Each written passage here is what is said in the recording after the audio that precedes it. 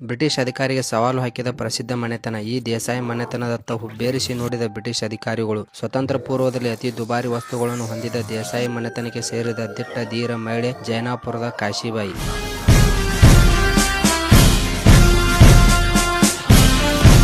ಬೆಳಗ್ಗೆಯಿಂದ 30-35 ಕಿಲೋಮೀಟರ್ ದೂರದಲ್ಲಿರುವ ಈ ಜೈನಾಪುರ ಊರಿಗೆ ಸ್ವರ್ಣ ದೇಸಾಯಿ ಮನೆ ಮಗಳನ್ನು ಜೈನಾಪುರದ ಸಂಗಪ್ಪ ದೇಸಾಯಿಗೆ ಕಾಶಿಬಾಯಿನ ಮದುವೆ ಮಾಡಿಕೊಡ್ತಾರ್ರಿ. ಒಂದಿಷ್ಟು ದಿನ ಆದ್ಮೇಲೆ ಸಂಗಪ್ಪ ದೇಸಾಯಿ ಮರಣ ಹೊಂತಾನ್ರಿ. ಊರ್ ದೇಶಗತಿ ಎಲ್ಲ ಕಾಶಿಬಾಯಿ ಮೇಲೆ ಬೀಳ್ತೈತ್ರಿ. ಹೆಣ್ಣು ಮಗಳಾಗಿ 24 ಹಳ್ಳಿಗಳಿಗೆ ಕಾಶಿಬಾಯಿ ಹೇಳಿದ್ದೇ ವೇದ್ಯವಾಕ್ಯ ಆಗಿರ್ತೈತ್ರಿ.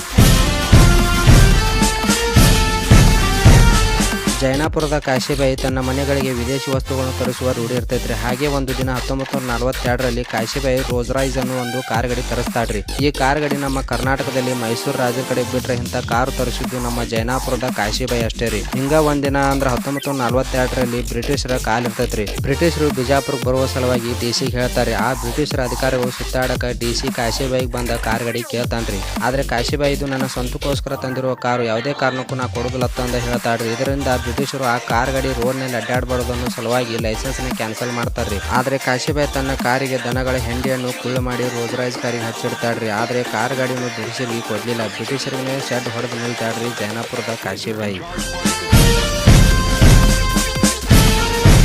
ಕೊನೆಯದಾಗಿ ಮನೆತನದ ಬಗ್ಗೆ ಹೇಳ್ಬೇಕಂದ್ರೆ 1947ರಲ್ಲಿ ಸ್ವತಂತ್ರಕ್ಕಾಗಿ ಹೋರಾಡಿದ ಮನೆತನ. ದೇಶಭಕ್ತಿ, ಜನರ ಬಗ್ಗೆ, ಶಿಕ್ಷಣದ ಬಗ್ಗೆ, ಕ್ರೀಡೆಗಳ ಬಗ್ಗೆ ಅತಿಯಾದ ಆಸಕ್ತಿ ಹೊಂದಿದ ಕಾಶಿಬಾಯಿ 1958ರಲ್ಲಿ ಮರಣ ಹೊಂತಾಡ್ರಿ. ಆದ್ರೂ ಈ ಕಾಶಿಬಾಯಿ ಇವಾಗ ಇಲ್ಲ ಅಂದ್ರೂ ಇವಳ ಹೆಸರು ಇಲ್ಲಿ ಚಿರಸ್ಥಾಯಿ ರೀ. ಇಂಥ ಇತಿಹಾಸ ಹೊಂದಿರೋ ವಿಡಿಯೋ ಏನ್ರ ಜೈನಾಪುರದವ್ರು ನೋಡಾಕ್ತಿದ್ರಂದ್ರೆ ದಯವಿಟ್ಟು ಕಮೆಂಟ್ ಮಾಡ್ರಿ. ಎಲ್ಲರಿಗೂ ನಮಸ್ಕಾರ ರೀ.